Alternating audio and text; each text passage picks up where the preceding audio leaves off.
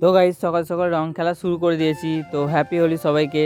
তো ভাইয়ের হাত থেকে সকাল সকাল রং মেখে নিলাম। আর এটা হচ্ছে আমার কাকার ছেলে। তো গাইস বছরে একটা দিন দোল, তো রং মেখে একদম পুরো ভূত হয়ে গেলাম। তো যাই হোক, এবার ডান্সের দিকে যাই একটু একটু করে। তো গাইস দেখতেই পাচ্ছ এখানে আমাদের ডান্স পর্ব চলছে, আর রং মেখে সবাই ভূত হয়ে গেছে, কাউকে চেনার উপায় নেই। তো যাই হোক, খুব মজা হচ্ছিলো কিন্তু গাইস, সবাই মিলে একসাথে ডান্স করছি। আমি কিন্তু গাইজ নাচতে পারি না, সবার তালে একটু তাল দিচ্ছিলাম ওই আর কি, দেখতেই পাচ্ছ। তো গাইজ এটা হচ্ছে আমাদের এখানে পপুলার ডান্স, মানে প্রত্যেকটা পুজো প্রত্যেকটা ওকেশান এই গানটা না হলে ইনকমপ্লিট পুরো।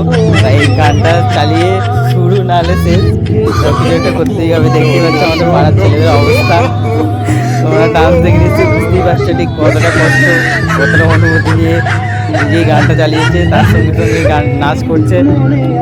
তো গাইস কি আছে এই গানটার মধ্যে তোমরা দেখে বুঝতেই পারছো, মানে গানের সাথে সাথে যে নাচটা, তার সঙ্গে যে অনুভূতিটা বেরিয়ে আসছে আমাদের পাড়ার ছেলেদের, তোমরা দেখে নিশ্চয়ই বুঝতে পারছো।